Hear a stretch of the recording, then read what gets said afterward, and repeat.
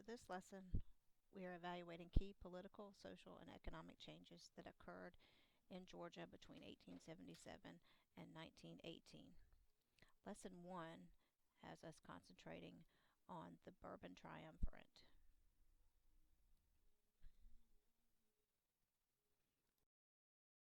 As you watch this video, there are a couple of things that you can do. Take notes on your tip chart, or start your graphic organizer labeled "Who would you most like to meet?" Don't forget about the key questions to answer by the end of this unit.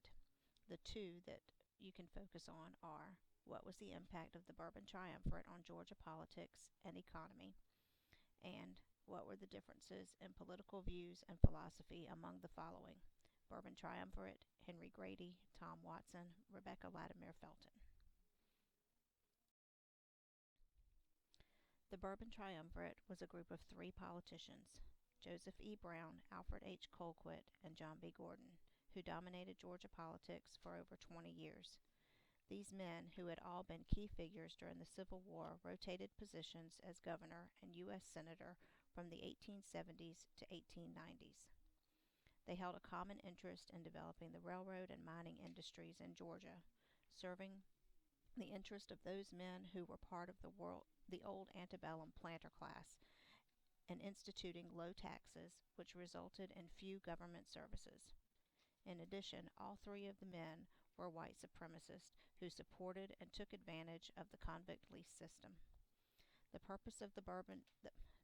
of the Bourbon Triumvirate began to wane as the ideals of the Populist Party and the New Democrats began to dominate the Democratic Party in 1890, as well as the deaths or retirement of the three members.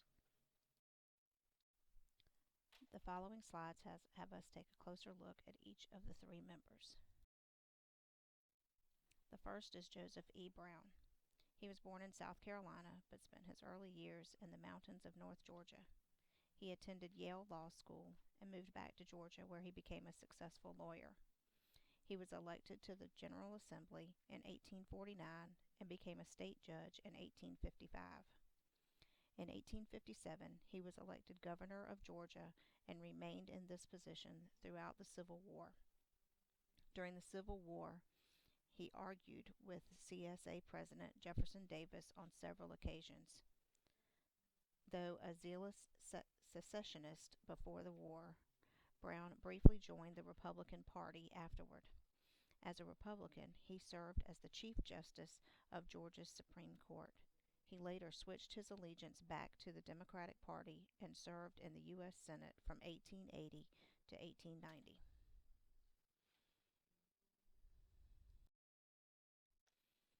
Our second member is Alfred H. Colquitt.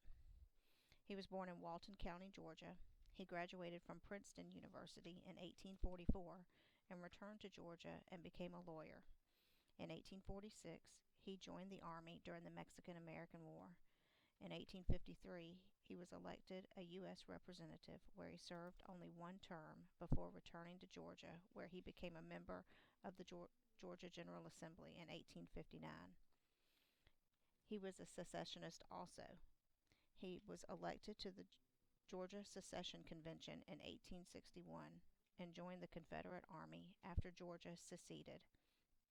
Colquitt had a distinguished military career during the Civil War and fought in some of the major battles from 1861 to 1863.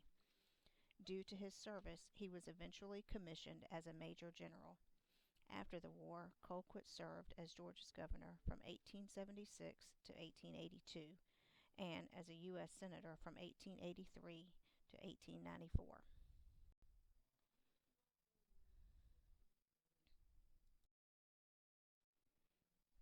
Our last member of the Bourbon Triumvirate is John B. Gordon. He was born in Upson County, Georgia. As a child, he moved to Walker County with his family due to his father's work in Georgia's coal industry. After leaving the University of Georgia without graduating, he ended up managing his father's coal mine before the start of the Civil War. Though receiving no military training, Gordon rose to prominence in the Confederate Army due to his fearless fighting style and made his mark as a military strategist.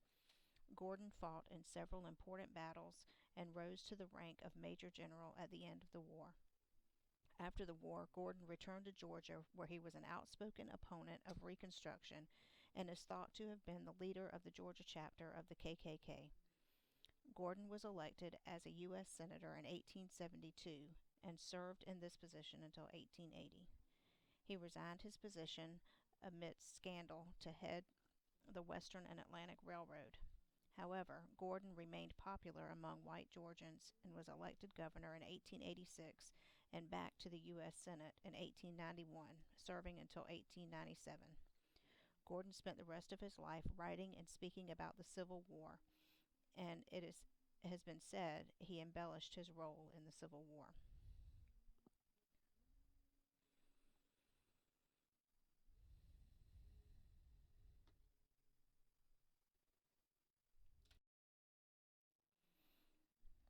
Today, historians have thought that the Bourbon Triumvirate was not a unified and cohesive unit as it was projected in the press or what was written about and discussed in later years. The members of the Bourbon Triumvirate had many different views about several issues and personally had a strong dislike for one another. The rise of the Farmers Alliance and the Populist Party and the adoption of some of their ideals by the Democratic Party can be compared and contrasted to some of the recent political movements and its influence on other political parties. For more information about the impact of the Bourbon Triumvirate, you can visit the New Georgia Encyclopedia.